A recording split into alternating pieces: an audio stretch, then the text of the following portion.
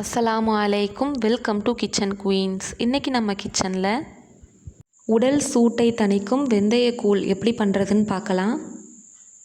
வெந்தயக்கூழ் பண்ணுறதுக்கு 3 table spoon சாப்பாட்டுக்கு use பண்ணுற அரிசி எடுத்துக்கலாம். புழுங்கல் அரிசி. 3 டேபிள் ஸ்பூன் அரிசிக்கு 1.5 டேபிள் ஸ்பூன் வெந்தயம் எடுத்துக்கணும். வெந்தயம் அரிசியை நல்லா கழுவிட்டு 8 மணி நேரம் ஊற வச்சுக்கலாம். நல்லா முங்குற அளவு தண்ணி ஊற்றி ஊற வச்சிடலாம். வெந்தயம் அரிசி எல்லாம் நல்லா ஊறிடுச்சு.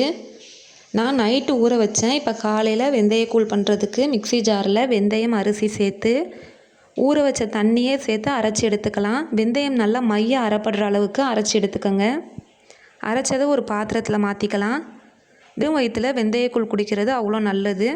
நம்ம எடுத்துருக்க வெந்தயம் அரிசி அளவுக்கு ஒரு சின்ன சிரட்டை கருப்பட்டி எடுத்துருக்கோம். அதை நல்லா தட்டிட்டு முங்குற அளவு தண்ணி ஊற்றி கொதிக்க வச்சு வடிகட்டிக்கலாம். கருப்பட்டியில் உள்ள கசடெல்லாம் வடிகட்டியில் தங்கிரும். அதனால் வடிகட்டி எடுத்துக்கோங்க. இப்போ வடிகட்டின கருப்பட்டியோட நாம் அரைச்ச வெந்தயம் அரிசி மாவை சேர்த்து கலந்துக்கலாம். நல்லா கட்டி இல்லாமல் அடுப்பில் வைக்கிறதுக்கு முன்னாடியே கரைச்சிக்கணும். அதுக்கப்புறம் தான் அடுப்பில் வச்சு கிளறணும். நைட்டே வெந்தயம் அரிசியெல்லாம் ஊற வைக்கிறனால வெந்தயம்லாம் நல்லா மைய அரைபட்டுரும். கரைச்சி வச்சுருக்க கருப்பட்டி கரைசலோட நாம் அரைச்ச வெந்தயம் அரிசியை சேர்த்து நல்லா கட்டி இல்லாமல் கரைச்சி விட்ட பிறகு அடுப்பு ஆன் பண்ணி மீடியம் ஃப்ளேமில் வச்சு கிளறி விடணும். கொதி வரட்டும். அதுக்குள்ளே நாம் வெந்தயக்கூழுக்கு தேவையான தேங்காய் பால் எடுக்கிறதுக்கு 1/4 மூடி அளவு தேங்காயை அரைச்சி எடுத்துக்கலாம். அடுப்பில் வச்சு கொதி வர ஆரம்பிக்கும்போது கட்டி பிடிக்க ஆரம்பிக்கும். அதனால் நல்லா கிளறி விட்டுக்கிட்டே இருக்கணும். ஒரு 3-4 நிமிஷம் நல்லா கிளறினோம்னா நல்லா தளதளன்னு கொதித்து வெந்தயக்கூழ் சூப்பராக வெந்து வந்துடும். இப்போ நல்லா கிளறியாச்சு. நாம் சேர்த்துருக்க அரிசி வெந்தயம்லாம் வெந்து வரும்போது நல்லா திக்காகும்.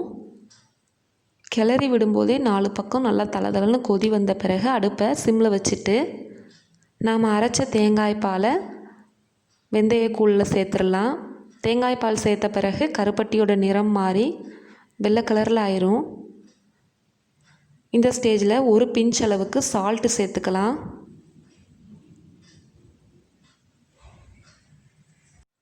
நாம் எடுத்துருக்க அரிசி வெந்தயத்துக்கு 3-4 பேர் சாப்பிட்ற மாதிரியான அளவு வெந்தயக்கூழ் கிடைக்கும். தேங்காய் பால் ஊற்றி கலந்துட்டு அடுப்பை ஆஃப் பண்ணிடலாம். அம்மா எங்களுக்கு அடிக்கடி வெந்தயக்கூழ் செஞ்சு கொடுப்பாங்க. அவ்வளோ டேஸ்ட்டாக இருக்கும் வெந்தயக்கூழ் குடிக்கிறதுக்கு. பரிமாறும்போது ஒரு டேபிள் ஸ்பூன் நெய் இல்லைன்னா நல்லெண்ணெய் சேர்த்துக்கோங்க. நெய் சேர்த்து நல்லா கலந்துட்டு மிதமான சூட்டில் குடித்தோம்னா வயிற்றுக்கு ரொம்ப இதமாக இருக்கும்.